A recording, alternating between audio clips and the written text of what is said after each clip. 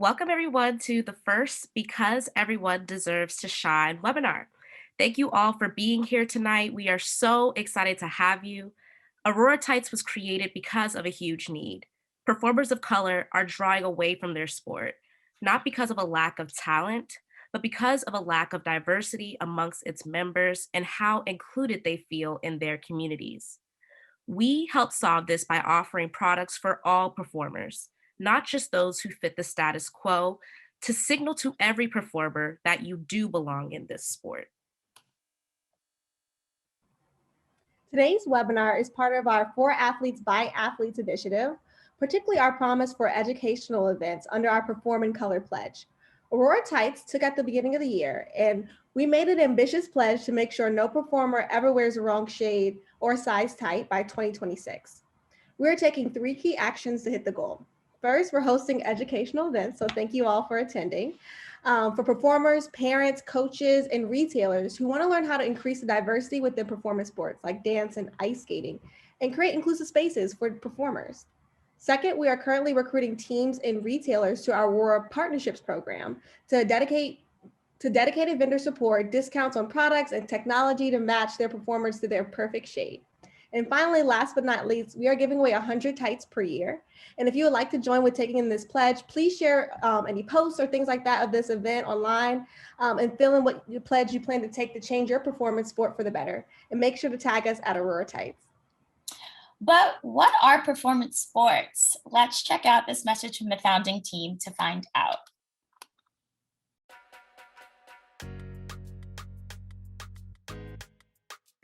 Hi, my name is Sydney Parker, and I am a co-founder and the Chief Marketing Officer of Aurora. Growing up, I dedicated most of my life into the world of competitive dance training in the disciplines of African dance, ballet, hip hop, jazz, and my favorite, POMs. Hi, my name is Jasmine Sneed. I'm the Chief Financial Officer and co-founder of Aurora Tights. I started skating at the age of 5 and was hooked. 21 years later, that remains true. From training competitively as a single skater to ice dance, synchronized skating, production, coaching, choreographing, I love all sides of the sport. Hi, my name is Imani Rickerby. I'm one of the co-founders and the Chief Operating Officer of Aurora Tights. I was a competitive synchronized ice skater for over 13 seasons, and the highlight of my career was being a part of Team USA. At Aurora, we design inclusive athletic hosiery, tops, bottoms, and accessories for performance athletes. But what exactly is a performance athlete? Well, a performer is an entertainer that creatively expresses their artistic talent and technique to an audience. And an athlete is someone who is proficient in competitive sports or other forms of physical exercise. When you layer the two disciplines together, you get performance athletes. Performance sports include, but aren't limited to, dance, ice skating, gymnastics, and cheerleading. And while there are nuances that differentiate each sport, there's far more that connects us. Being a performance athlete is a lifestyle. Like all athletes, you learn character building, performing under pressure, strength, agility, leadership, discipline, all with the added challenge of looking good, telling a story, pointing your toes, and keeping a smile on your face. It's nearly impossible, but we all do it on a regular basis. So why are we talking about this today? With over 60 years of performing experience combined, the Aurora founding team knows just how pivotal these sports are to a performer's life. These sports made us who we are today, but there's a dark side that individuals are just getting the courage to speak about. There is an unfortunate reality that performance sports are inequitable and non-inclusive spaces. For many, there's an invisible bar that you just can't meet no matter how hard you train, how you style your hair, or try to fit in. You don't belong. For those of us that don't fit this status quo of being petite, white, wealthy, we want to create a space for you to feel a sense of belonging and community. At our core, we want to send a message to everyone from the fairest to the deepest of shades, all sizes and socioeconomic backgrounds. that you do belong in performance sports. Our goal for this event is to provoke discussion on what diversity and inclusion can look like in performance sports from the point of view of performers, their coaches, costume designers, and parents. We have brought together renowned speakers in the dance and ice skating industry to talk about the current state of diversity and inclusion in these performance sports. This is just the start of a movement. It'll take learning and unlearning behaviors, and we all have a significant role to play. We need you to be the change that you want to see because everyone deserves to shine.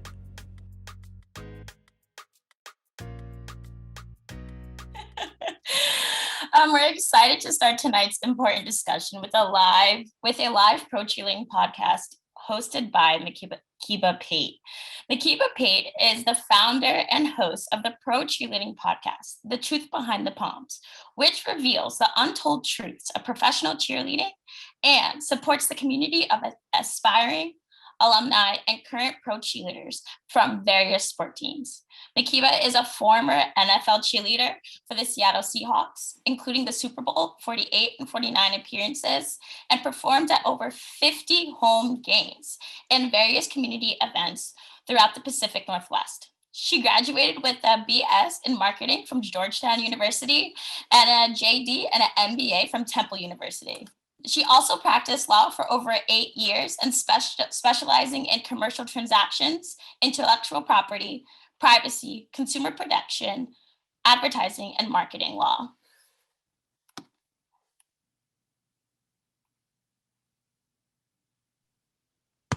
Makiba is joined by a special friend of Aurora Tights, an inspiration for one of our tight shades, and in honor of her successful dance career and passion for the sport.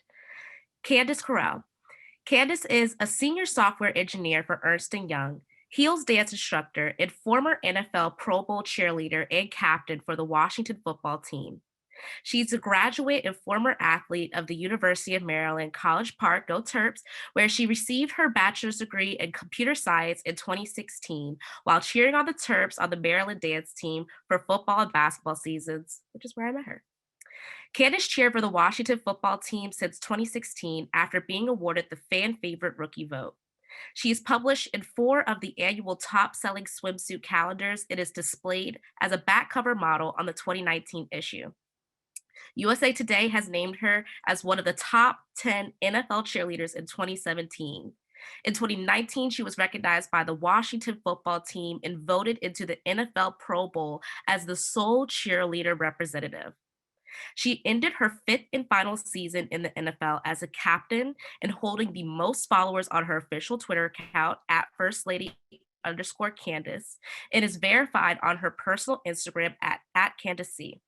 She now teaches at various dance studios multiple times a week. I see some of the people who dance with her in the attendees, and throughout the DMV area, teaching heels and jazz dance classes, giving back to the dance community that raised her.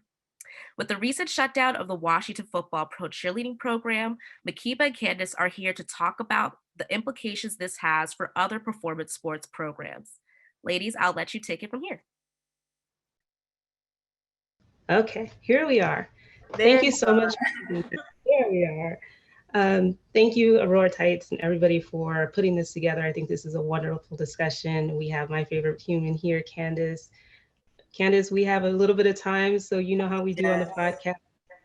We're just going to dive right in. I would love for you to take us to, well, just actually set the stage for us. I just would love to hear, in terms of your commitment to the Washington football team, how you would characterize the past 5 years of your life being a part of this team, and just set the stage for us, because I think the impact of what ended up happening will register a lot more clearly for people as they understand the commitment. Absolutely, I totally agree. Just a little background info about me. I'm born, raised, educated, and currently reside in Prince George's County, more specifically in Upper Marlboro, Maryland. So if you're familiar with the area, you know that FedEx Field, where the Washington football team plays, also is in Prince George's County. It's in Landover. It's about 15 minutes away from me. So I grew up completely immersed in, Washington football team culture, whether I liked it or not. My father was a huge Washington football fan, and I grew up subconsciously watching the games. I didn't pay attention, but it wasn't until I became old enough to notice those beautiful women on the TV that wore the colors that, my father's favorite football team, that was on the TV. And I was like, wow, these women are so beautiful. And still to this day, I feel that way. I grew up and my mom enrolled me into a dance studio called Capital Movement Incorporation, which, come to find out, was led by Stephanie Jajokian, who at the time I didn't know, who was also the director of the Washington football team cheerleaders. So it was kind of like a full circle moment in my life that I didn't even realize. And I saw these women in person years later. And I was like, wow, they are just as beautiful and accomplished and smart and just overall badass in person than when I was a little girl and I saw them on TV. And I made it that point right then and there. I said, I wanted to be one of these women. I was like, they are so beautiful, so nice, so hardworking, so smart, just kind of everything that I wanted to be in a woman in the future.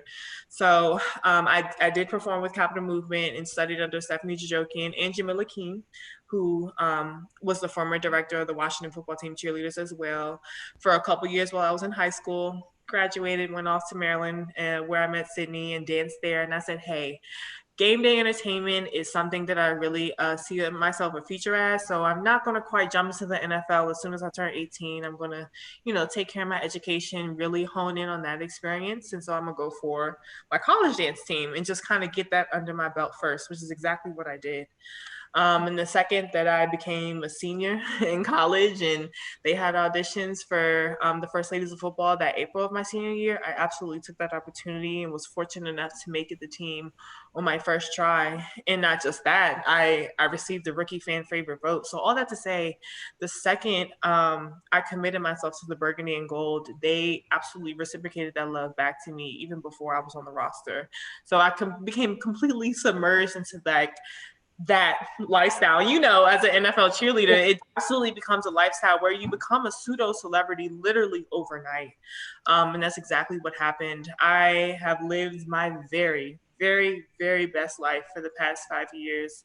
I've got to travel the world for free. I've gotten paid to travel the world. I've gotten paid to go overseas just to take photos. I've gotten paid to go overseas to visit our military servicemen and women and teach cheer clinics to families who may not have that opportunity to do so. I got fan mail. I still have fan mail upstairs. I've taken pictures with, the whole 9 yards, a pseudo celebrity lifestyle, but not just that. I also gained a sisterhood. I have hundreds of girls who I think to this day are some of the most accomplished people, not just in the DMV, but on this earth. It's hard to find people who are just completely multifaceted and successful in so many areas than NFL and NBA cheerleaders. And I say that with my chest.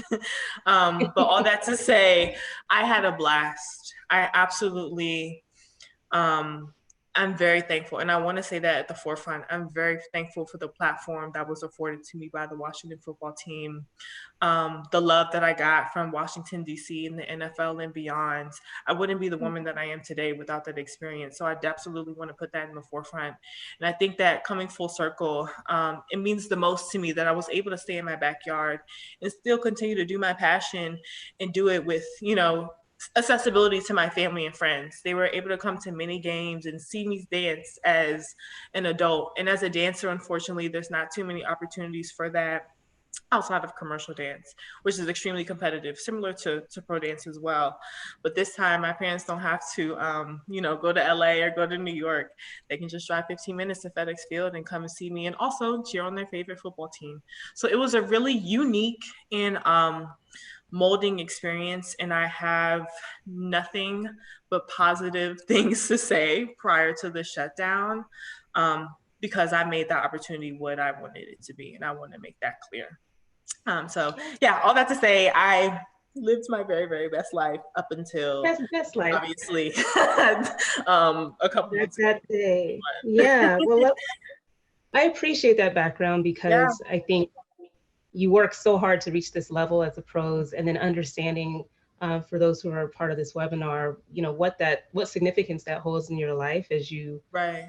live out that dream of being an NFL cheerleader, cheering at the highest level. So I really appreciate you sharing that. And you did all this while balancing a career as a software engineer, senior Yes. software engineer. Yeah, so it's a remarkable accomplishment, and I'd hate to move to the dark part of this portion of the conversation, but take me to the moment that they had the initial announcement of a pause to the program. Right. Were you even able to attend the meeting? Like, can you take us through that day, and then we'll just go from there. Yeah, absolutely. I remember it like it was yesterday. It was the Monday or the day after the Super Bowl game. So, as women in sports, we cheer for all women in sports, not just cheerleaders. We were really celebrating the fact that we had female officiants and female coaches at the Super Bowl. Like, this was such a great day for sports and women and all that. And then I want to say 3:30, I get an email to my personal email, which is the email which the football team does contact us. Get an email at 3:30 for a Zoom invite for that day at 4. So at 30 minutes. 30 I minutes get an notice. email from Chris Bloyer, who is I'm not sure his exact position off the top of my head. I'm sorry, I should have got that, but he's absolutely an executive within the organization. And we know Chris, I know Chris very well. He's absolutely come down, and he works in the entertainment sector of the Washington football team and is in control of kind of the game day entertainment experience. Got an email from him, which isn't too out of the ordinary, but kind of is, for a 30-minute heads up. And I'm like, look, it's Monday. I have a full-time job. I don't do that. I don't even do that with my salary job. You cannot just throw something last minute. And I'm sorry, I forgot one part. The subject was important meeting. So I'm like, no, that's not how you contact me last minute. And just to be completely truthful, I was free. But I'm like, no, that's not how that works. Yeah, so yes. I declined, because I'm like, you want my attention, that's not how you do it. You have to have something to say to me. That's not how you do it. So I declined, and even though I was perfectly free. So 4:00 rolls around, I'm like, I want to know what's going on. But my pride and my personal protest is like, no, you can't join, because they can't, no one can be that accessible. You know what I mean? Also, it's just not professional. So not professional. Yeah. So I get a text from one of the rookies who I grew up with. I was super close with at like 4:08. So the meeting is like 8 minutes in. She's like, I'm heartbroken, Candace. I have no idea what to think. Mind you, I don't know any of the conversation because I wasn't on the meeting. So I immediately pick up the phone and call her. I was like, and she's, going through the emotions. I was like, wait. I wasn't on the Zoom call. What happened? She was like, it wasn't even a Zoom call. It was a webinar. So that means, obviously we're like we are right now. Exactly. A perfect example. We're on a webinar right now. The participants, if the host doesn't allow it, you're not allowed to show cameras or to even unmute your sound. It's just the host. And the host was Chris Bloyer, but he did not have his camera on. So it was a black screen talking to these women, basically saying, within 8 minutes, because remember, my rookie texted me at like 4:08. Within 8 minutes, told them that they're dissolving the position of the director. So Jamila Keene, they're dissolving her position, and they're pausing the Washington football team cheerleading team until further notice, and ended the meeting. No room for questions, no room for clarifying. First of all, those are very kind of ambiguous terms. You know what I mean? To dissolve a position. Very much so. Yeah, to dissolve a position and to pause one of the most historic and first NFL cheer teams indefinitely, and then just close the meeting with no discussion.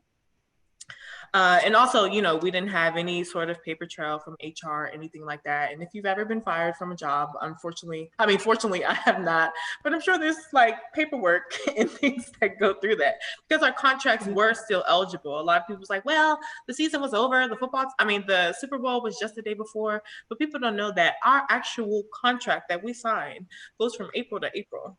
We got fired back in March, I believe, February. Sorry, the Super Bowl was in February. Right. So, you breach that end of the contract, there has to be some sort of paper trail or some letter documentation describing that. And to this day, I still don't have it. But that happened the Monday after Super Bowl. And so, of course, we're like, huh? Just all of us, are going through a loss. We're going through loss of a job, quite frankly. As well as our director who lost a job as well, our opportunity. This is the off season. We're getting ready to prepare for the next season, but now we don't know what that future looks like, if there even is a future at all. 3 weeks of confusion goes by, and our group text gets a link to I want to say like a Fox 5 News article, something, and it says that the team is coming back as a co-ed entertainment team. Is the verbiage that they use, and it's going to be led by Petra Pope, who has experience with rebranding NBA teams. So that was confusing because you did not come to that decision in 3 weeks. You did not, you know what I mean? Like it was all very planned. I mean, it's not something that you just build in 3 weeks. You don't rebrand a dance team or performance squad like that in 3 weeks. So we were just like, why weren't you honest? You know what I mean? It was a lot of confusion there. It was a lot of kind of back and forth, I'm sure, for the other ladies. I personally knew I was going to retire this year regardless, but for people who maybe this was their rookie year, or they just decided they weren't finished cheering for the Washington football team, it's like, hey, do I go and audition for this, entertainment team and go under this new leadership because I have a dream that I want to go for, or do I stand for what I think is right and the wrongdoing that was done for me and is also continuing to be done for me? And so the thing that kind of makes everything about it fishy is the timing, and I absolutely want to put that on record. The day back in March or February, sorry, that we were paused and Jamila's position was dissolved was also right before or right after Daniel Snyder settled with the cheerleaders who filed for sexual allegations. So it's the time, you know what I mean? Like you come and you settle with a bunch of women, I'm sure pay a lot of money to keep these girls quiet, and then you go and you cut the program. You know what I mean? And then 3 weeks later, come and bring it back because we're bringing a fuss. And you say, okay, here's a solution: admin and juggle or something. You know what I mean? I don't know what they're doing. But like, your solution is to add men to a problem that you, a man, created, and to also do things that may not be seen as feminine as dancing and cheerleading. So it's all about the timing and the intention behind the rebranding. I want to say that I don't have a problem with rebranding. If someone's a stranger, the only person that's not a stranger to rebranding is the Washington football team. You know what I mean? And then we made a lot of good changes. They've made a lot of good changes, but this is not one of them. So rebranding is not the issue. It's the intention and the timing behind it. And I think that timeline just kind of goes and displays everything and makes it, to me, very evident. But we'll see. The report has not been made public. We absolutely would like it to be, but as of right now, it has not been made public. And when you're speaking of the report, you're talking about the report and investigation that the NFL was supposed to undertake or take over to understand what exactly took place with the Washington football team and the way that they treated female employees, including the former cheerleaders as well. Correct. So this is something that I definitely talked a lot about. I want to make sure, in the interest of time, it's really great to hear, your perspective and your experience of it, because I think the pro cheerleading community as a whole was just super shocked that something like this could happen to such an established program. And part of the webinar today is just discussing how this is impacting the broader pro cheerleading community and other performance sports, because we're seeing things that wouldn't really happen to an all-male sports team, all-male athletes. It's happening to female athletes. And it's something that I've covered with the Pro Cheerleading podcast for quite a while. This happened in the NBA, where just team by team, they were just dismantling their all-female dance teams and moving in the direction of making it co-ed. There was not just a coincidence that this was coming on the heels of women either suing their teams or raising issues in the way that they were treated.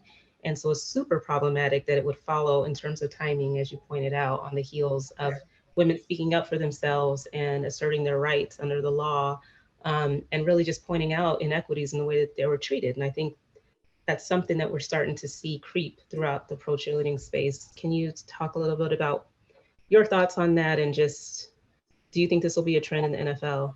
Yeah, unfortunately, I think that's my biggest fear. And I felt like this when the NBA started to, like, I feel like when the NBA did it, it was team after team after team after team. And I was like, dang, I hope the I hope the NFL does not get ideas. And in my head, Makiba, and I was like, there's no way. Like, the Washington football team, there's no way they would ever. And it's just so ironic that they absolutely did. But I say that because to transition within the NFL and NBA to these co-ed entertainment teams, it takes away opportunity, no matter what way you put it. I'm all for equal opportunity. I'm all for having males or other genders of dancers, entertainers have this platform that we have. But I think that it's really unique and it's really powerful that we have a group, or NFL clubs can have a group of accomplished, strong, athletic, qualified women thriving in a space that is made for men. The National Football League. This is literally a space that is composed and have an audience full of men. And then you have 36 women who own their femininity, who dance, who cheer, whatever you categorize it as, and do this performance sport in a man's world and thrive. And I say that because I personally experienced that. I thrived in the NFL. I had a beautiful time. I had a blast in this all male, white dominated space as a Black female dancer. And I think that's something that's really special. And I recognize that's a really unique opportunity that I had. And even think about numbers wise, only 36 times 25. 26 or 25 teams, Chargers. Yeah, exactly. Right. And those numbers are even dwindling. So like that opportunity already before this happened was already microscopic. And then you go and they start to rebrand to these co-ed entertainment teams, which opens up the window to not just dancers, but jugglers or, whatever their list of qualifications entails. But that opens up to even more people, which means even less opportunity for female dancers or female cheerleaders. And so that's what it's really all about. It's like you're trying to, or they're trying to push this diverse narrative because they're talking about diverse gender and diverse talent. But we already had that diversity at the Washington football team in terms of gender and talent, actually. We had the cheerleading team who did, normal NFL cheerleading on the sideline. And then we had a really successful team called the Art Team, which composed of men, women, diverse racially. You already know the deal. One thing about the Washington football team, they absolutely have a diverse entertainment squad racially. So they were a team of men, women, diverse racially, diverse age-wise, diverse size-wise, and they were so good at what they did. They were recognized by the NFL in 2019 as an NFL best practice. So what rebranding? Can you talk about what the Art Team did specifically at games? Oh yeah, absolutely. Because that was definitely something that was, I won't even say swept under the rug. It just was not mentioned, especially with this announcement of the new entertainment team. So it was something like actually new that they were going to be bringing to the game day experience. Can you just share what they do during the games? Yeah, absolutely. And shout out to the Art Team. Like I said, they were recognized by the NFL as a best practice. The cheerleading team can't even take credit for that. So if anything, the Art Team, did a great job. And they were responsible for running the flags. They went to tailgates and hung out with the tailgaters. They threw t-shirts. So they handled our t-shirt toss. They would be on the field with us during pregame performances to kind of help our formations and twirl the flags as well. They did halftime performances. They did appearances in the community. They were literally, like another team. Yeah. They have auditions. They have auditions just like us. They have practice just like us. They have uniforms just like us. They have a photo shoot just like us. Like I said, and that composed of men, women of all ages, all sizes, all genders and races. And like I said, they were recognized by best practice. So I'm like, if anything, that would hurt. Wow. So do you know if they made any announcement about that team? Was it also disbanded, or is it kind of, do well, you know anything yes. about that? Well, with COVID, it was disbanded because Okay, naturally everything there was was no the use there. Rona. Right. There's no flags to twirl, there's no t-shirts to toss, there's no appearances to go to. So even our responsibilities last COVID season pretty much dwindled. So naturally the art team did as well. So I visited the website for the new entertainment team, and it doesn't look like there will be a distinction between the two. I'm interpreting as the whole entity. Yeah, yes, will That, be. yeah. Got you. Very, very interesting. I mean, it's very disappointing, I should say. Interesting is not the word I want to use, but I'm trying to be composed.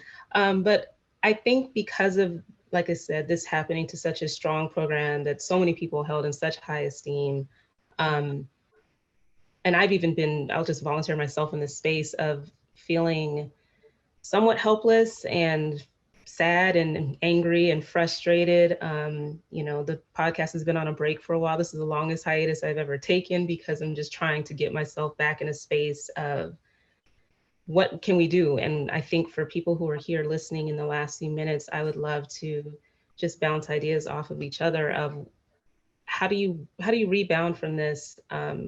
What are some of the ways that we can come together? Kind of what are the obstacles that are in our way in terms of being able to do something about it? Because I think we're all probably in that same space of trying to sort through it all.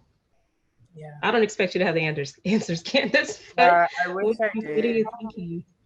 I wish I did. I think that, my just kind of starter points, I think as a culture, there's a lot of things that need to change within just like pro-cheer culture, starting with and I talked to this with you individually, but I would love to share with everyone listening of really kind of dismantling that I'm just happy to be here culture. And I hated that. I hated that because yes, we should be happy to be here, but we're here because we deserve it. You know what I mean? Like, be happy to be here once you get your number called. After that, you put in the work and you deserve to be here.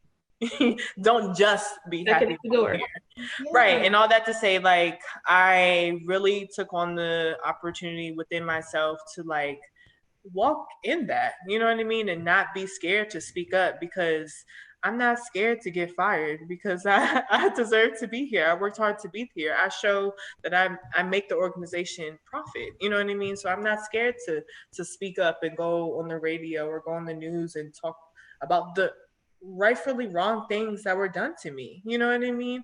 Right. And so I think that just kind of that not scared, I don't want to say scared, but that timid, I'm just happy to be here, so I'm going to shut up while I'm here, culture needs to absolutely go away. It's doing nothing but us a disservice and doing the people who continue to take advantage of that a service. So I think that as a culture needs to leave now. And now, I think that, right? yeah, now, like everyone who cheers for a pro team, get rid of that. And that's an order. Like everyone, you can't do that. I mean, like I said, our numbers, once you get on the roster, your chances of getting on the roster is so small. So don't just be happy to be here. You deserve that. Because there's so many other women who, just to be frank, go home and cry for many days because they didn't get that opportunity, but you did. So don't sit here and waste that opportunity and just be modest. Don't be modest with an opportunity this big as the NFL or NBA.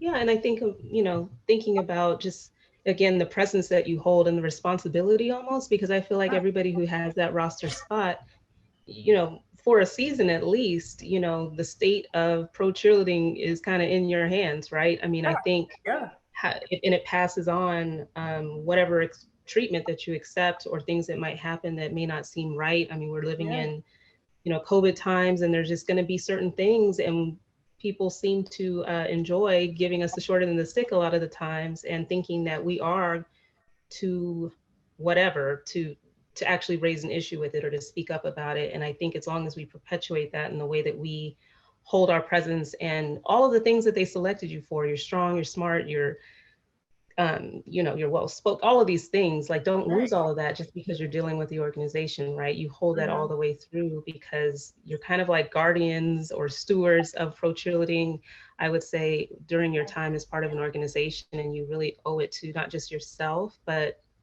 dancers to come after you. And so I think one of the other things that I wanted to hear from you, if you thought, just in terms of unity, because I appreciate everything that you stand for as an individual. You're not afraid to stand alone in that. What do you think about the state of us just coming together? And I'm going to say men and women included. I mean, there are a lot of teams in the NFL that have males that have taken this, approach to changing their teams. But what do you think that we really should be doing together as a community to address some of these issues? Sure. I think if anything, we need our allies a little more. Like I think that as cheerleaders, we get it. You know what I mean? If you're on the inside, you absolutely, feel the funk. Yeah. You know what I mean? You get everything that we go through because you live it. And I think that the advantage that we haven't quite tapped into is our allies, the people who aren't cheerleaders, but the people who still pay money to go to the tickets, the people who still pay for their TV subscriptions, the people who still, have season tickets every year. Those are the people that we kind of need to tap into because they really hold the influence, which is money and power. And just unfortunately, a lot of people just don't know what we go through. And that's why, again, we can't be modest about the good and the bad things that we do. Like, don't be modest about the superpowers that we have as cheerleaders and, the platform that we do have, but also don't be modest about the things that need to change and hold these organizations accountable as people that are holding the money. You know what I mean? Because unfortunately, that's how they respond. Even just using the Washington football team as an example, we had a name change just last year because we had sponsors that were threatening to back out. That's money. You know what I mean? Our owner said himself years ago that he was like, I will never change the name of the former name. He said that on paper. And then, not on paper, I'm sorry, he said that. And that's been documented. And then sponsors like FedEx, which obviously is a huge one, said, hey, if you don't change the name, we're not going to sponsor your stadium. So money absolutely does talk. But unfortunately, as cheerleaders, we haven't quite tapped to or are not tapped into our allies enough to where they hear the pain and the grievances that we go through and are willing to empathize with us and make changes accordingly. Well, it's conversations like this that I think change that. People who are willing to speak up that change that. And so in the interest of time, and I just really thank you, Candace, for sharing, thank you. The kind of the, I guess, the truth behind the palms, right? But just really what happened, what happened. And again, I just think there's a lot of strength, and I think people can gain from just understanding that, you just have to have your mind ready, your mindset ready about these issues, and not kind of think that it can't happen to your team. But instead of feeling despair, just starting to think about, some of the things that you mentioned as to how we can come together and really force ourselves at the table to say that this is not okay, that you cannot keep doing this. And I hope with the podcast, and I love what Aurora Tights is doing, and I just thank you guys for the opportunity for us to discuss these issues, and hopefully the conversations will continue.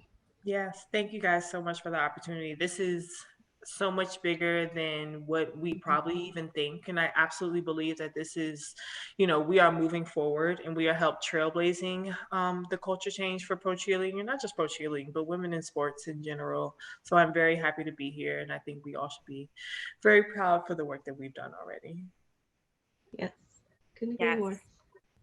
Thank you guys so much for this important conversation. I was writing furiously in my notes, just all of the points you guys were hitting. Like, it's so important, and the reason why we even wanted to have this conversation here with other sports too is because a lot of the points that you guys were making in terms of these programs, we put our heart and souls into it, but at certain times, like, they can just be taken away, and simply off the strength, like you said, that this is such a female dominated environment, it might not be taken as seriously, even though it should. And so, yes, keep the good fight going. We definitely will be. But thank you guys for your time today. Thank you. Thank you, Aurora. Awesome. Okay, so we're gonna keep this evening rolling, guys. Want to thank again, Candace and Makiba, for that great conversation. And this is a perfect segue into our very own Pink Table Talk. I wonder where I got that reference from. Okay. We are now going to discuss what is the state of diversity and inclusion sports from the perspective of a skater, a coach, a costume designer, and a parent. Today we have Leatrice Bowles, Wanda Ware, Donna Oak, and Cheryl Parker joining us. Wanda Brown Ware is the former 3-year director choreographer of the NBA Washington Wizards dance team. Prior to joining the Wizards dance team as a dancer in 2003, Wanda was a member of the Washington Redskins cheerleader for 2 years. Wanda worked as an instructor and head instructor for the Universal Dance Association for 7 years, while also working as a territory manager for UDA and sales representative for Varsity Spirit Fashion. Wanda is also the former captain / choreographer of the multi-champion Towson University dance team and former coach of the George Washington University First Ladies dance team. For over 22 years, Wanda has judged for many local, state, and national competitions, including the Dance Worlds. She was a 10-year veteran judge for that, UDA and NDA High School, All-Star, and Collegiate Championships and Nationalists. Currently, Wanda is the owner, creative director for Mirror Dance DC, where I got to meet with her. She trained me up for even going off into college dance team, and head coach for Catholic University. Wanda is a sought-after dance fitness consultant, speaker, and motivational coach, and we're so happy to have her here today.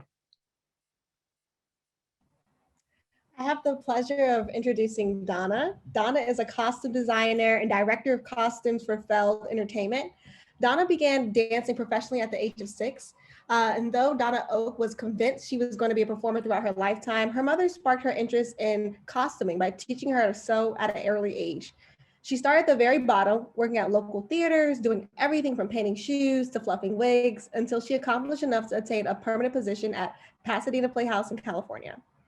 In her current role as the Senior Director of Costumes and Costumes Designer for Feld Entertainment, Oak is responsible for overseeing and managing all wardrobe elements from touring Feld Productions. Her credits thus far with the company include multiple touring productions of Disney on Ice, Disney Live, Ringling Bros, and Bottom and Bailey, Nucleum Cowboys, Marvel Universe Live, Jurassic World Live, Monsters Jam, and Trolls Experience. Wow. In addition to managing the in-house costume department at Feld Entertainment Studios, Oak oversees the numerous outside costume vendors who build thousands of costumes for the company throughout the year. When focusing on new productions, she's involved in the creative process from inception to completion, ensuring that every finished costume meets the satisfaction of the producers and maintains the highest standards of Feld Entertainment. We're so honored to have you here, Donna Oak. Thank you. I'm thrilled to be invited to this. I'm really excited to talk to everybody. Amazing. I have the pleasure of introducing Leatrice. So Leatrice Bowles graduated from Harvard University with a degree in mechanical engineering and a minor in computer science in May of 2020. She's living and working in New York as a technology consultant with Deloitte and is the co-chair of the U.S. Figure Skating Diversity, Equity, and Inclusion Task Force. She took her first ice skating lesson at 4 years old, oh my gosh, fell in love with the sport and has never looked back. Leatrice is in her 14th season of synchronized skating and has competed on both the national and international stage as a member of Team USA.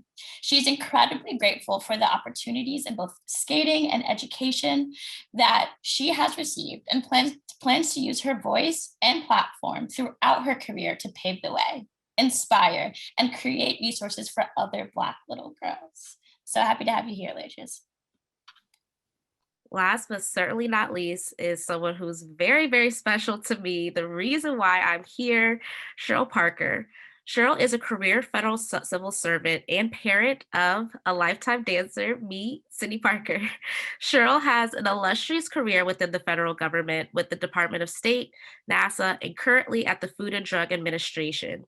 While doing all that, she balanced being an involved dance mom. She knows the ins and outs of being a parent for a competitive dancer, as she was a spirit mom for the Bishop O'Connell Royalette dance team. Shout out the Royals. At Aurora, we value mothers and know they are just as much performers as their children on the stage. From taking their kids to practice early in the morning, making food for game day, traveling for events, and we can't forget the stress of getting the children ready for competition in no time flat. I'm very proud to call her my mom and to have her share her perspective on tonight's panel. And with that, let's kick it off. So I'd love to start with the question of the night and even the question that this program posed, just the state of diversity within performance sports. And so I'd love for you guys to introduce yourself by telling a positive or negative experience you or someone you know has had during your respective careers in performance sports. And I'd love to start with Leatrice, not to put you on the spot, but as a performer, I'd really, really love to know your perspective first. Yeah, of course. So, as Amani said, I am currently in my 14th season of competitive synchronized skating, but I've been involved in the sport even before then, before I started performing. So, it has shaped me into the person that I am today and has really been integral in making me the person that I am and in all aspects of my life in skating and outside of skating. So, I think in that I just want to start with saying that like role models were such an important part of my life in skating, and seeing people, even though they were few and far between, seeing those few people that looked like me at competitions and skating at that Team USA level was what inspired me to keep going and really kept me in the sport and made me think that skating on Team USA was even a possibility for me at some point. And I think for me, one of the most positive things that has come out of kind of my skating career right now is even the thought and the idea that I could potentially be that person, even just for one person, even just for one young little Black skater. And knowing that my sheer presence in certain arenas and at competitions and wearing the jacket and carrying the bags that I do, the fact that that alone speaks volumes to someone out there, or could potentially speak volumes to someone out there. And with that comes an immense amount of pressure. I won't lie, it's definitely helped me in like my purpose in skating. I'm getting up there in age for a competitive skater, but the reason I do it is because of that purpose that it gives me, not only in my own athletic goals, but also in that inspiration that I could potentially be, even just for one other skater. But the pressure from that is intense, and it is difficult, and it is hard to know that every time I step onto the ice for a competition, I don't have the luxury of making small mistakes, because they will always be picked up no matter what. And yeah, so I think that it's definitely a positive, and knowing that not even doing anything is making a difference in those spaces, but also just knowing that the pressure that I have on me, hopefully my presence will ease that on people in the future.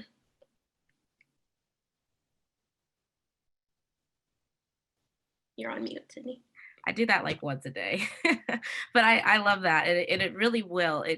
It does. It is so important. And I can say that from watching and looking up to members like Candace on the Maryland dance team, and looking up to other Black members who were coming in or were leaving after me. That was super, super important for me as well, to see like, okay, maybe I can do this because there are people who look like me. So I love that you carry that torch, but I know it's a lot of pressure. I'd love to popcorn over to Wanda to give us her perspective of any positive or negative experiences you've seen or been a part of when it comes through the lens of diversity and inclusion in the dance world. Sure. Thanks, Sydney. I'm so happy to be here as well. From, I would say, when I entered my professional dance career, I have been used to being the only in many situations. And although that comes with immense pressure, it also has afforded a lot of opportunity. Like you were saying, Latrice, we don't have the luxury when you are the only or in a small minority of messing up, not showing up polished and professional. But my faith is something that leads me, and I kind of feel like that's my purpose here.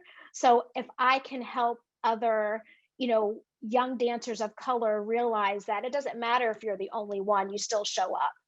Even if there hasn't been a space for you, you create the space.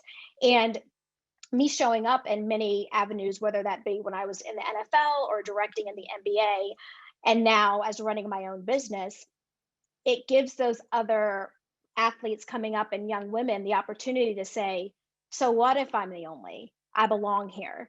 And that's something that is important to me because seats have been taken away from me. And I've learned, well, I've got to just create my own table. The amount of stumbling blocks and stepping stones that I've had to overcome in my career have been many. But I think that it has, just like I was taught from my mom and she was taught from her mom, it's that we can't let those be those roadblocks that are going to be many when you're a minority to be something that gives you an excuse not to push harder. And so I say that I guess I'm the voice of encouragement. And this is not fluff because I have been through it all. I mean, I've had doors slammed in my face. I've basically been told that my body has been the wrong shape for a ballet form of dance. So I just stopped that and excelled in the dance team world.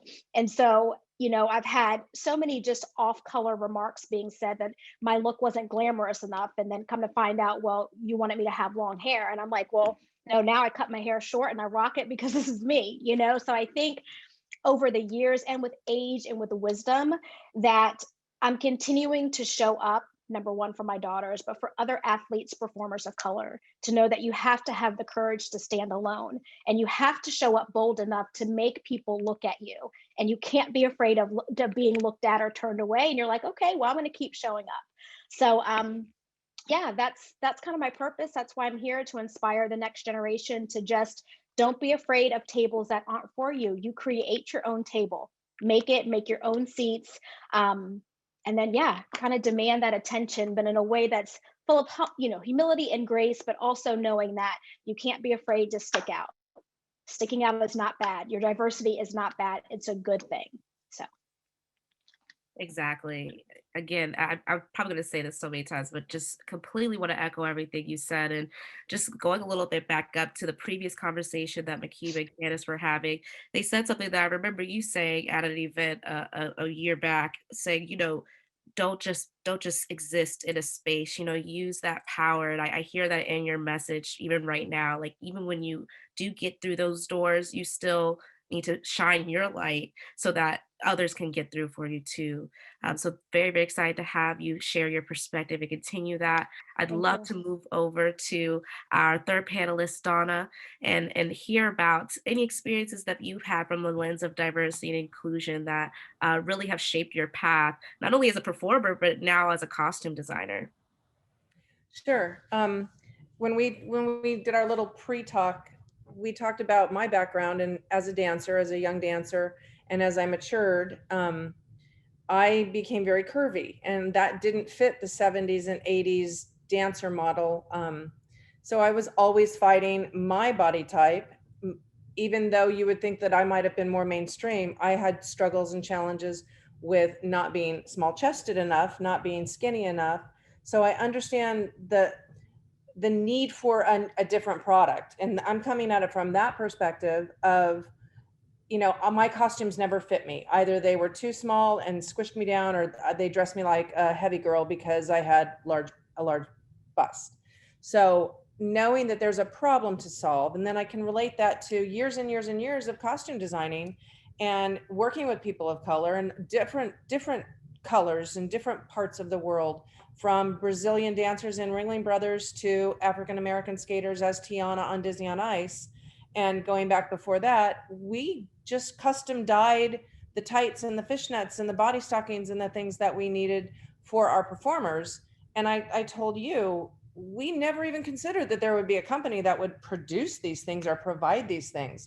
We had the mainstream Capezio and Mondor and Danskin, and that's where we went. And finding out that there are companies, especially your company, who we want to support, that can produce the things for us that save us time, save us money, save us labor, and meet the needs of our performers and make them feel included, not getting rid of the exclusion or the lack of diversity or the lack of supporting what they're doing. So that's kind of the perspective that I'm coming from. I'm thrilled that you are, blazing a trail in this area, and hopefully we'll be, we've talked about the different products that we want to have, and it's exciting to see you ladies putting this together, and it's exciting to support you, and it's exciting to work with you to help create the right products to support our performers and make them feel included and not feel like they're the outcast because, oh, their tights have to be dyed special. Although some people think of that as, a special treat.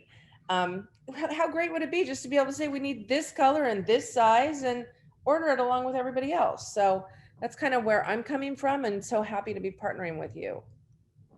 Yes, thank you. We're so happy to be partnering with you too. And just want to say we could not trailblaze this path without the help of people like everyone on this panel. And that's why we wanted to bring these perspectives together. And I'm sure there's many more, but I'm very interested to see the dynamic conversation that each of you guys will have, speaking from the many layers that you guys have in terms of experience in these industries. And I'm very excited to have you as a costume designer, because I learned from that all the time. I've never done costume design in my life. I've just worn a lot of costumes. So really excited to hear from you.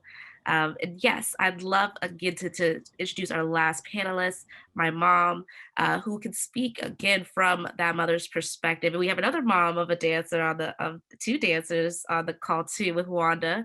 But with you, mom, and coming and being particularly a little bit of a newer dance mom, especially new to the competitive world when I entered high school.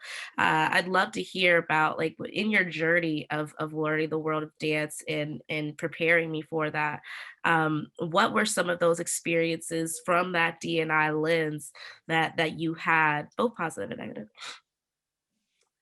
Thank you so much, Sydney and Imani and Jazz, for even including me and thinking of me to participate in this. It's been such a pleasure just learning from all of who's been on the panel, as well as Candace and Makiba. Gosh, wow, I just learned so much. But in sharing my little part of the dance world, I think when Sydney decided she wanted to dance, it was in junior high school. So that was kind of my first experience. And it was not at all on the same level as where it was when she made the Royalette dance team. Go O'Connell. Chrissy, I've got my gear on today. I think when she went into this dance world, it was so much that I had to learn. And I was lucky to have another African-American mom on the team. She kind of maneuvered me through. I had no clue about the makeup, the hair. I'm a tomboy. Sydney is more of a girly girl. So it was a lot for me to figure out how to maneuver to support her. But in doing so, I think I have a positive sense. I was so happy that we had a team, we had coaches that, although they may not have, they were into the uniformity of everyone wearing the same color tights, but by no means were they not trying to be diverse. We had a diverse team. We had, everyone was inclusive. We talked to each other. We shared each other's strengths. I enjoyed learning from my co-spirit mom. I think when it comes to me seeing to be more positive and helping Sydney, I learned more of that when she got to the Maryland dance team. I think when she was forced to, on the Royalettes, it was very uniformed where, she could just take her hair and her natural hair. We didn't do anything with weave or with the different types, the way she could do her hair, until we got to the dance team in Maryland, and just her being able to wear the same tights that were part of her skin color, which were very hard to find. Didn't think to dye them like the costume designer just said, but just kind of maneuvering my way and helping her to support her and finding shoes and just helping her realize and to staying strong and finding herself. Like, I do remember her when we had to put the different shades of makeup on. I would look at her and say, well, that may not be exactly what I would put on my daughter because she's a girl of color. But we went with it. but it's really having that opportunity and teaching all of the dance teams that you can have that individuality on the dance teams, although you can still be uniform. And I think we saw a lot of that when we went to New York, when she danced in Macy's, and I went to see the Rockettes, and the Rockettes all had on their own shades, but yet they were very uniform. If you ever seen them, I'm sure most of you have, they're very uniform. So it kind of taught me as she got older that they can, as a Black woman, be more diverse. It's just as a dance mom, I think if I was in the arena longer, I probably would have been able to support her more, to help her understand that throughout her high school years.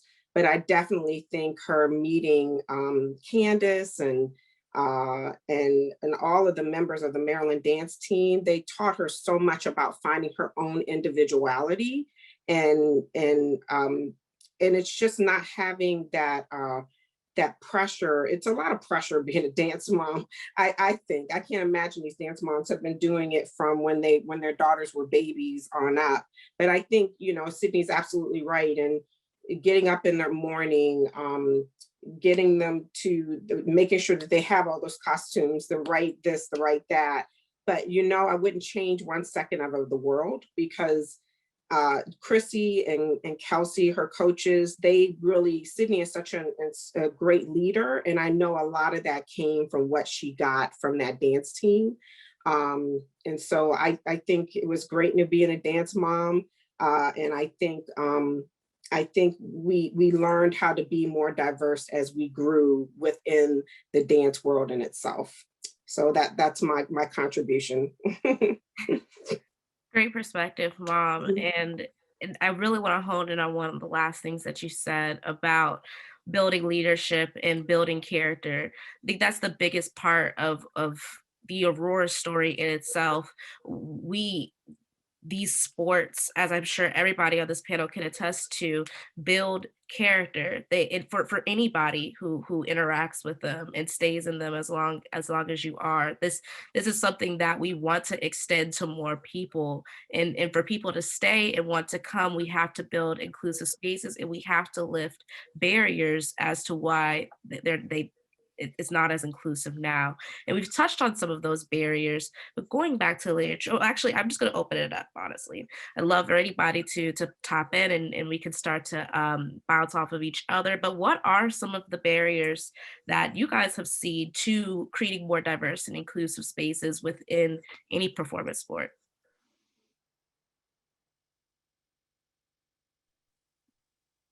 Yes, I can go ahead and start there. I think a lot of it is visibility. Part of the reason why I thought I could maybe succeed as a coach or past college was because of who came in to choreograph for us. And she's now the coach of the University of Kentucky's dance team. And I remember when she came, her name is Dawn. And I remember when she came and stood right in front of me in the formation, and she was fierce and she was beautiful and she was everything. And I was like, oh my gosh, like, I want to do what she's doing. And because I saw her, I believed I could. And the lack of why we see, like the last competition I just went with my girls, I could count on my hand how many little dancers of color I saw. And it's sad because I know the reason. You go to these competitions, and maybe as a dance mom and you have a child of color and you go to one of the competitions and you look around and you say, where's everyone else like me? And if you're not in the dance world and well, that's a common place, you may think, well, maybe I don't belong here. And so it's twofold. It's number one, I don't really feel like there's enough diversity in instructors, in studios, in competitions, and all of these big platforms, in the marketing and all of those things to draw diversity in. So that's one of them. And then I've said this before, if you can't see yourself, right, you don't see yourself represented, you don't want to step into the industry. So that's why when I hear the young skater and I see what she's doing and how she feels like she wants to stay in it for the next generation, I'm like, yes. And when you feel like you can't skate any more than instruct, then coach, then keep being visible, because all it would take was one little girl to see you in that industry and think, oh, mommy, I want to do this. And then the mom is inspired to shell out financial money for it. That's another thing. These pro sports and these performance things, they are so expensive, so expensive. So it also becomes a financial thing. You know, as a mama with two little girls in it, I can't even tell you, I can't even tell you the amount of money that we spend. But I am inspired to do it because I'm in the industry and because I know I'm showing up in it. I know where to take them to get them the exposure, right? But if you don't see it, then what's the gain? Why are you going to pour in your money to a place where you don't feel like your child's going to get the exposure, the recognition, or the advancement? So I've always believed it's top down. The organizations, the overarching ones, you need to hire diversity, and they need to not only be your backline support, they need to be your front line, your leaders, seen on your advertisement, talking at your events. Doesn't do any good if you're like, oh, I have diversity, but where are they? Why aren't they speaking on stage at the events? Why aren't they announcing at competitions? For as many years as I've worked with some of these big companies, I've never been asked to speak on stage. I've been given out awards, but I have a communications degree. I have a Master of Science. And I'm like, but you watch who they always promote on stage. It's never the diverse judges. It's not. And so as a judge now, when I'm a judge, we know we go in and we see each other. We kind of give a head nod. It's dwindling and dwindling and dwindling. But as a parent, right, you go to these large competitions, you look at the judges and you have to ask yourself, well, does a non-judge of color know how to judge a dancer of color?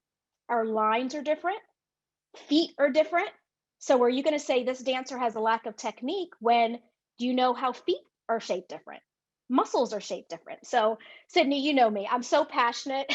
I'm so passionate about this.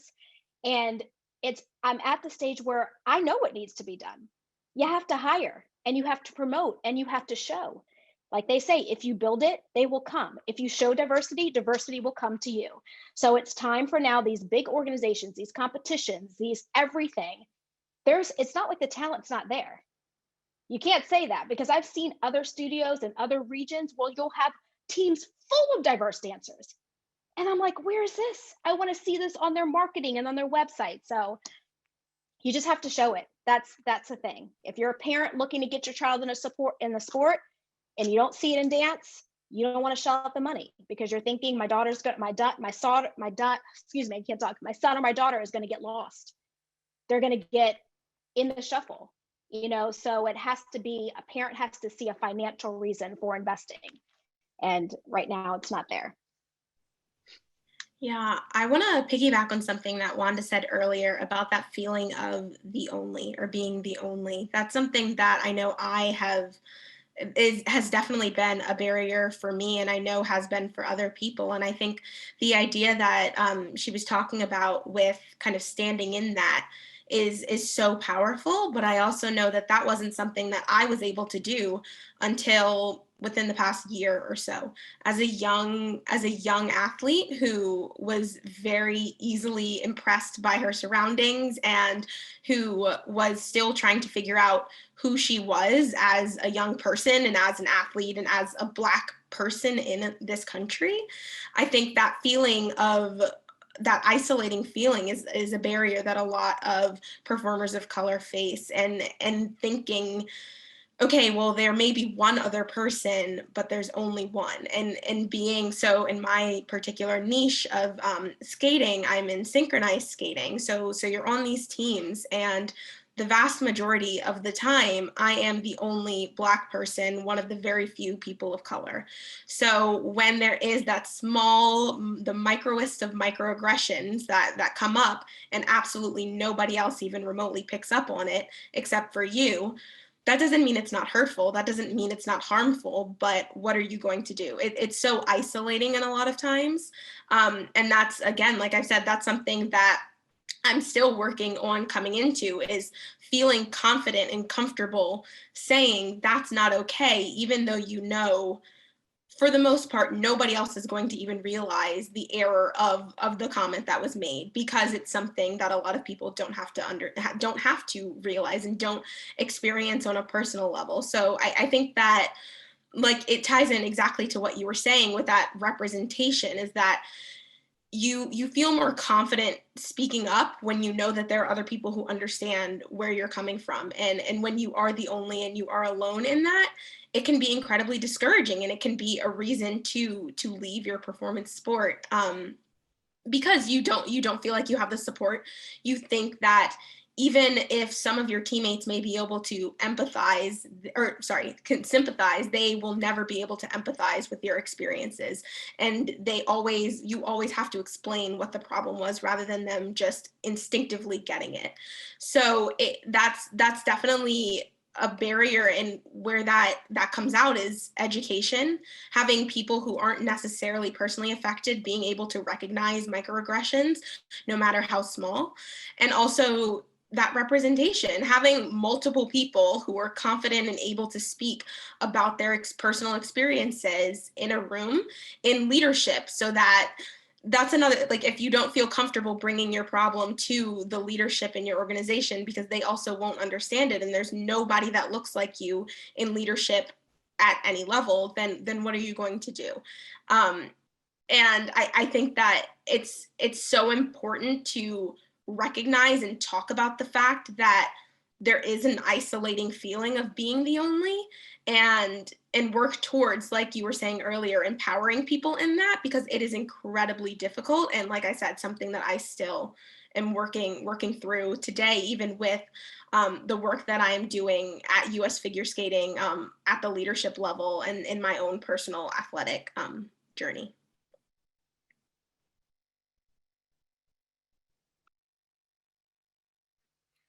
Thank you for that, Leatrice. It's so important. I mean, I definitely, even just like, my mom touched on this a little bit, but I do think that a big part of speaking up is having that esteem and having that confidence within yourself. And I keep coming back to this point of just not just feeling like you're grateful for being there, but fully embracing that I'm supposed to be here. And that's a journey, especially, and that's a harder journey if the road, or if people aren't pushing you along that journey or teaching you how to do that. And I think a big part of a big barrier that a lot of people face is that you're just not taught how to be in your individual self, and express your individuality if it doesn't look a certain way, petite, mostly white, very wealthy, and able to get nuanced training. You know, there's a couple of layers here that touch into expressing your individuality, and getting, I mean, confidence is what makes you a better performer. You have to be confident to go out and do these things in front of millions and thousands of people. So thank you for that perspective. Would love to hear from Donna or my mom, like, what are some barriers that you guys have faced, or see still in the industry today towards getting more diversity and inclusion in these sports? I'm happy to talk about the fact that there doesn't seem to be a proportionate amount of people of color in any sort of ethnicity in the costume industry, in the costume design industry. We talked when we did our pre-interview about the fact that a lot of the people in the costume shops in New York and LA are of Eastern European descent. So we have a lot of representation from Russian, Ukrainian, in that area of the world. But there is a very small, I think proportionally, a very small amount of people of color, Asian, Black, and other ethnicities. And I think it's mostly because of the opportunity, or the lack of opportunity, and the lack of knowledge that this is a field that you can go into. It's one of my favorite things about it is I don't have a college education. I did some college because I grew up fairly modestly and didn't have the opportunity to go to college full time, started working when I was 14. And I just think there needs to be more opportunity for people of color in the urban areas and stuff. The only costume class I took was downtown LA at LA Trade Tech. And I took one illustration class. That's the only class I've ever taken that has any relation to what I do. I really did start from the bottom, first as a performer and then as a costume technician, and worked my way up. And I feel like that shows, yeah, I'm white. Yeah, I'm, 57, but I think determination is the best trait someone can have. It's not money. It's not privilege. It's really wanting to do something. Talking about skating, that is a super expensive sport. And I think that's why we don't have a lot of representation in the skating world across the board, not just at Disney on Ice or in the professional realms, but across the board. It's an expensive sport. You have to be in a situation where either you're getting scholarships and people are paying for it, or you have very wealthy parents. It's that simple. And I think that, coupled with young Black girls and young ethnic girls not even relating that that's something they could go to, even if they're wealthy, even if they come from a privileged family or their parents have worked really hard, I think making it, the industry, the costume industry, the skating industry, the dance industry, all of it, making it more accessible, whether it's urban, suburban, rural, just to let people know that, one, there is opportunity out there. I will take anybody who has a drive and a passion over somebody who's got a ton of skill and a bad attitude. So I think that's one of the most important things, is to let everybody know in any way that we can that the opportunities are there. You just have to be passionate about wanting to do it. And that could be anything in the entertainment industry or in the professional sports industry. So I get a little heated when I talk about this, because I know anybody can do what they want to do if they just apply themselves, and there are ways to make it happen. Yes. Yes. And I love that you were talking about the recruitment aspect of it. I think that's across the board, whether it's recruiting for jobs in this industry or just performers in these industries. We just have to get better at that, so people at least know that this exists. And when we're recruiting, we have people who can speak from those experiences. It's like a job, man. And even at my current job right now, outside of Aurora, part of the job process when people from diverse backgrounds are applying, whether it's religious or racial or whatever, there's someone you can talk to that works at Facebook, and it's from that specific background. It can tell you about their experience in that space and make you feel safe, that you can be and thrive here too. And I think that's something that could be definitely done, to your point, in these sports industries as well. Love to give a chance for my mom to jump in. Yeah. What do you have to say? Yeah. So the conversation took me back, Sydney, to when, after you and Deja had been on Royalettes for a year, and it was time to get people or encourage people to try out. And I remember you and Deja trying to find other girls of color who would be like, hey, we have great people on the team, and I really want to keep that diversity on the team. And it was hard. I remember you coming back to me because you were really frustrated because you found girls would not be interested. They're like, no, I don't want to do that. It's not something I'm interested in, because they didn't think that they could fit in that space. I think that's what it was. I mean, we were, I guess, Deja had been in the dance world for a while. I think we as a family, we came in with a different kind of mindset. But yeah, it was hard to get. I remember you struggled. You were able to find a couple who actually tried out, and they ended up being on the team. And I commend the two of you for that. But it just made me think, wow, why does it have to be that hard? Why can't the team itself, why do we have to, push? It's like, maybe there's a way to find a way to show the people of different cultures. It just speaks to us all as a group in all the different segments, ice skating, dancing. How do we really address young girls or of color wanting to do that without having anyone fighting to pull them in to do it? I heard Wanda when she said people wouldn't want to invest if they couldn't find space for, show that their daughters would have a space in that arena. I guess I looked at it from a different angle as a parent.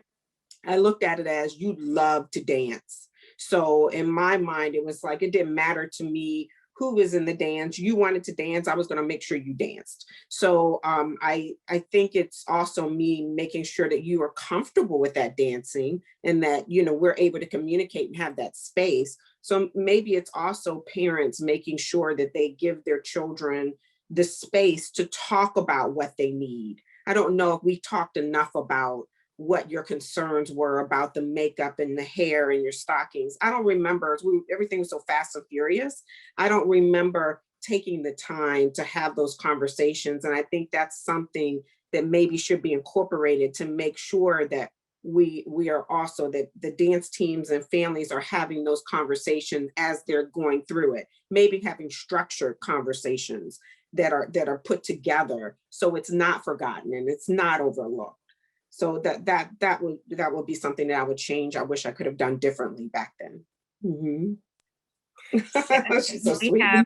We have my old coach in the past. Yes, but somebody go to this. Did I? Okay, Wanda, we're gonna please jump in. I was. I love what your mom said, because I got in the studio competitive at age 3. And like you, my mom just put me in dance because she had a little girl, and that's what you do. She didn't know I would take into it the way I did and it would be a career. And looking back, we'll laugh at the pictures in which I had blue eyeshadow on and the shiny suntan tights and like white dyed ballet shoes. Okay. But she thought I was cute as can be. I felt as cute as can be, but I don't think we didn't know any difference. And the funny thing was, at the time, this was a all Black studio taught by 2 white instructors. Okay. Now, we were the winningest tap studio around. So it wasn't that we weren't getting the training. They just were doing what they knew. And us as kids, we didn't know. And the parents didn't know either. Now we're mortified now looking at it. But my mom evaluated happy, thriving child. I mean, the time I was young, I didn't switch studios until I was in high school, and where I kind of learned that I was different. So when I switched to the studio, in which there were a handful of Black dancers, and all of a sudden the Black dancers were being put in the back, or this was another thing where we were strategically placed in formations because all the Black dancers couldn't be clumped together. Okay, just horrible stuff like that, where my mom started to say, wait, how is it so vastly different? How is it? And I was told this as well, as I was one of the top tap dancers in the region growing up. But when I went to my new studio, I was told that I would be put in the back. And one of my strongest friends was put in the front, and we laugh at the story now. We've laughed and cried about it. She was put in the front, but I was told to tap louder. You hear what I'm saying? I was actually told this, but she was put in the front because she was the favorite. She tells the story now, tearful eyes. She knew what was going on, but we're both teenagers. She would come to me and say, I don't deserve to be up in front. You deserve to be in the front. But they couldn't put the Black girls in the front. So things like that. My NFL experience, when I auditioned, it wasn't like the team now. The team, I mean, I could speak for so long about how diverse the team is. When I auditioned, we knew we were the only Black dancers because we all came in and auditioned together. And we knew, we counted. We looked around, they're like, oh, there's 10 of us, 3 of us are going to make it. Because there couldn't be too many of us. So it was like, good luck. We looked around, good luck. And I counted when I got in, I said, oh, there's about 8 of us. So I think I liked it when I was small, and it was just fun. But then now I know so much as a dance mom, and as my young dancers are 6 and 8, mama bear, like, I'm like, I just know too much. Like those instructors, I'm like, look, you can't tell my child that you want a smushed back bun. I have girls with curly hair, and I am not going to straighten it. I am not going to heart brush it. So I remember when they switched to their ballet studio, I said, oh, we'll do the bun, but your language says slicked back. I said, it's going to be pulled back, right? That's what you mean, like pulled back. And I said, because I'm not going to straighten their hair every time. And she looked at me and she said, that's a good point, because she hasn't really had many diverse dancers. And now I've recruited, and now I'm bringing more in, but eventually I'll have the heart to tell her, can you change the language? Because think about it. A parent, if they're interested in that ballet studio and their child is of color and it's saying slicked back bun, at every rehearsal, every competition, every performance. Slick back. That's not a term you use as I don't slick back. What does that mean? Pulled back. Why can't we change the language so that it's inclusive language? Or if you don't have enough hair to put your hair back, can we just pull it away from your face? Maybe there's a uniform headband or something that you can wear. And the bun's a whole nother thing. That's a whole nother ballet topic I don't, want to get in, but it's different now in dance, Cheryl. I think it's dance now has become such an elitist thing. Like, I just entered my daughters in a competition. I'm not afraid to say it. They did a solo. It was $138 for one solo. I will not tell you how many solos or things that they entered. Okay, $138. Now, I'm a dancer, so I'm entering it, and they're in the entertainment industry, so I'm entering it from another realm. If you have a child and they just love to dance, how is that feasible? And why have competitions become so expensive? So there's a whole, the industry itself, it has become problematic and too exclusive, and too, you've got to pay for all this extra training where the fun of it, right? The fun of it is kind of being etched out of it. So, like I said before, I'm still in this space because I want some changes made. I'm still in this space because when my daughters grow up, they're not going to have to fight for these spaces of fitting in, because there's going to be spaces already carved out.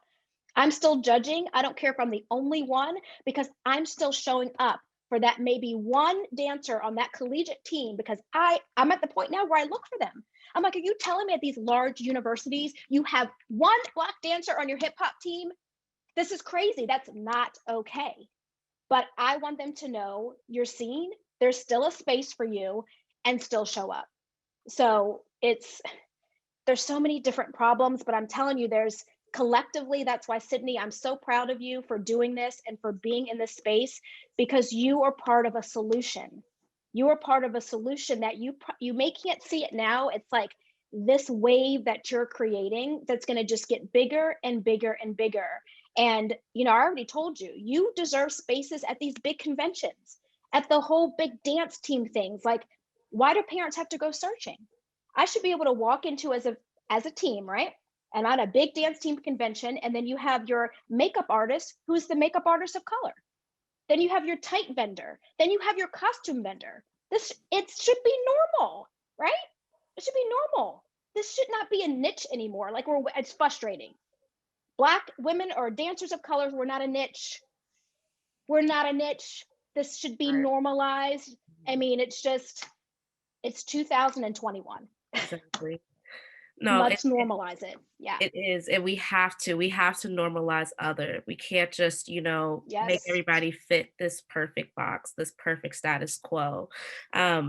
Because it's just one, it's so funny. We do have some attendees here from a governing organization, but when we've been in discussions with them, they're like, soon, if you continue to exclude people, you're not gonna have anybody to get money from. Yeah. If there's a way to be inclusive and make profit, and that's why it's so important for us to be a for-profit business and represent that.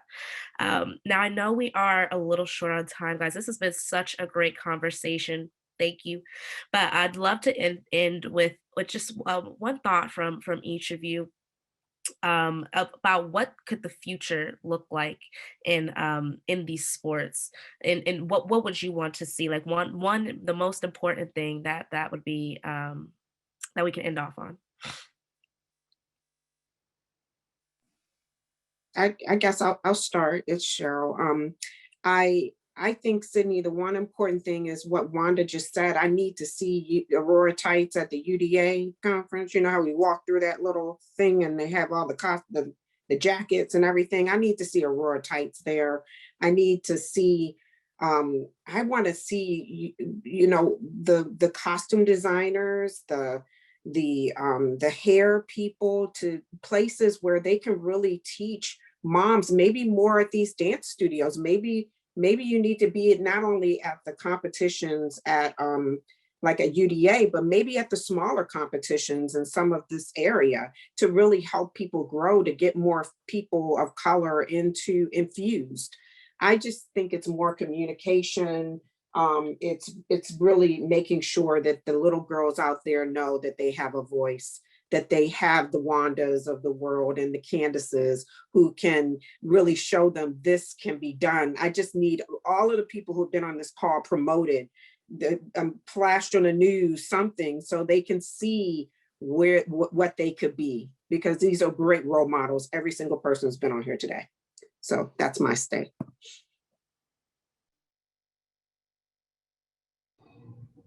I'll go. It's Donna.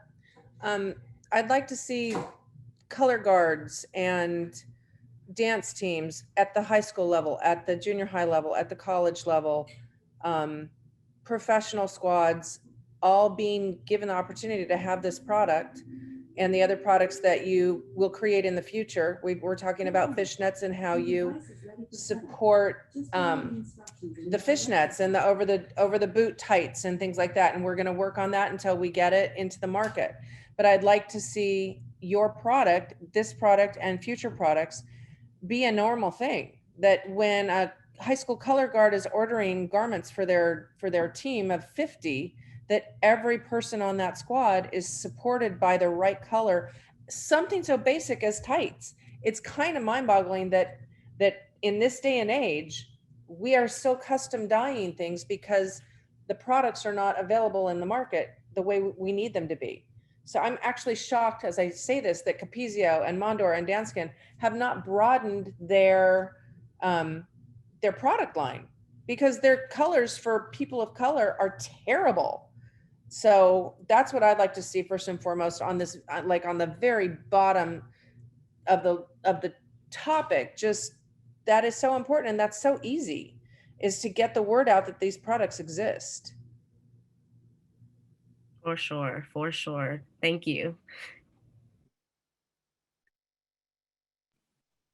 I can go next. So I think my biggest inspiration in the work that I'm doing with US Figure Skating is that I want every athlete to be able to bring their most authentic self to the rink every time that they go to the rink. I don't want anyone to feel like they need to change their personality, straighten their hair, wear a certain type of clothing, skate to a certain type of music. I want everyone to be able to be who they are in their most authentic version of themselves at every practice, with every coach, with every teammate, at every competition. I don't want the idea to persist that you have to change yourself and make yourself to as close of the Eurocentric beauty standards or Eurocentric just culture in general. That is so prominent in skating today. And I want people to be able to do that and not have it be such a big deal. Like, I think it's great when there is so much representation and there's like a lot of attention going to programs that are doing great work, but I want us to get to the point where that's just expected. There is the idea of normal, like even when we're using it now, when we say normal, what is normal? Are we saying that diverse skaters and diverse athletes aren't normal? And that, no, I want normal to be you, whoever you are, whatever your background is, that is normal, and that should be normal, and there shouldn't be a need to feel different or feel like you are like a burden because of your differences in any arena, and you shouldn't feel like you could potentially be underscored or judged or just hurt in any way in the sport if you are yourself. So yeah, I think that's what the future looks like for me, is being able to have the conversations so that one day when we say normal, everyone doesn't assume one thing. People assume normal is whoever the athlete is in the moment. I love that. I love that you said that. I guess, what do I want? Just more education and awareness. I think that, like I said, I hone on this. So many people just they'll meet me and, I'll have my own business. And I've been asked questions. Oh, yeah, no, but who do you work for? And I'm like, oh, no, I work for myself. I don't want that to be like this surprise anymore when they see somebody of color. It's how did I get here? Well, just like anybody else. I have an education. I did a good job here. And then I got promoted. And then I had self-discipline. And I shouldn't have to explain those things. And I think, as Candace was saying too, we get in this space and there's like, oh, you should be happy for what you have. No, I think we have to get away from that. And that comes with education. And that comes from, for me, I feel like just keep telling the stories, keep showing up, keep educating. And it starts from the younger generations. It starts from asking those young performers, if you could dance, if you could skate, what's your barrier? Sometimes we think we know the barriers, but we don't. If it's financial, how can we partner with nonprofits or work in the inner cities or work with big companies to say, hey, there's a need. How can we serve this community? Once you serve a community, then you can grow the next generation. But I feel like there's big parts of diversity of many different communities that we're just underserving. And it's because there's just, I don't think I can do that. So I'd like to break down some of those barriers. I'd like to do more community work. I would like to figure out how we can get vendors into those large scale events. I would like to see change in the studio world. It's sad that I grew up in the studio world and I love it, but now I have concerns about it. And here I've been in it. And I go to these competitions, and as a dancer, I'm frustrated when I don't see any Black judges or any judges of color or any men. The last couple competitions, it's been all white women. That's not okay, And so I feel like it's just education. But then we on this panel, Sydney, everybody else that's doing the work, we can't grow tired of doing the work. And Latrice, as you were saying, you're so young and vibrant, and I just love everything about you. If I can give you anything, I'm just going to pray for your endurance, because my faith has been the only thing that's gotten me to this seat. There's many times where I'm like, oh gosh, it feels so heavy. It's like, and I've said before in my last podcast, sometimes I feel like I can't just relax and be Wanda and be me. When I show up in a space, I know I'm going to be the only one. So I have to make sure I'm professional. I can't make mistakes. I can't be late, because we just know there are so many little things that we fight as professional women of color that it does get burdensome. But stay the course, because even if somebody doesn't tell you they're watching you, they're watching you. And it's okay to make mistakes. It's okay to fall. People, young women, young men of color, they need to see that even though you may face stumbling blocks, you keep going, you pick yourself up, and that determination makes other people feel they don't have to be perfect to get in this industry. That whole perfection complex of looking the right way, having the right hair, having the right clothes, we have to be confident to show up as we are. And for years, I didn't think short hair was glamorous because I was told it wasn't. So now I'm like, shorter, and how high can we get it? And pink lipstick and my signature. This is me. And it's taken me a long time to get to this point where I can be confidently me. And so Latrice, when I look at you and you have so much confidence and you show up in your space, that's the next step for everybody. It's just to keep showing up as they are in their own spaces, and you will attract it. And then they can grow and be confident and attract it. So it's a trickle effect. So I just pray for our endurance, everybody, to just keep showing up, keep being the light, because there's a whole generation out there watching. So we have to keep doing the work. Amazing. Wow. What a way to end this pink table talk, the first of many. I really, really want to thank each and every one of you for your perspectives today. I wasn't able to take my notes as I was before when I was off camera, but we will be sending a post-event recording, because like my mom said, like many of you guys said, we just need to continue these discussions. We need to continue to push this word out. So I truly, truly do appreciate you guys and your time today. And yes, thank you. I think that's the best way to say it. Thank you. Thank you for inviting us. Really appreciate it. And thank you for everyone and all your comments. Yes. Yes, I just want to echo what Sydney said. Thank you to everyone, the panelists as well as the attendees for attending, because everyone deserves to shine. Before we end this beautiful event, we'd love to tell you how this connects with Aurora's overall mission. We started Aurora Tights because my co-founders and I grew up ice skating or dancing, wearing apparel that did not match our skin. We felt like we did not belong in the sports that we loved. So we decided to be the change, and this is only a piece of the puzzle. However, So to Imani's point, we created our For Athletes by Athletes initiative, which is focused on increasing access and retention for performers of color so that they can continue growing in the sports that they love. We just want everyone to flourish. And because Everyone Deserves to Shine is one of many events and projects we'll be having for Athletes by Athletes initiative, we all have a role to play to make performance sports as diverse, equitable, and inclusive as possible. And if you are thinking about hosting a similar event like this for your organization, ring, studio, employees, or teams, we're open for all types of partnerships. We just want to move this movement as much as possible. And so I will drop some corresponding links to that. Awesome.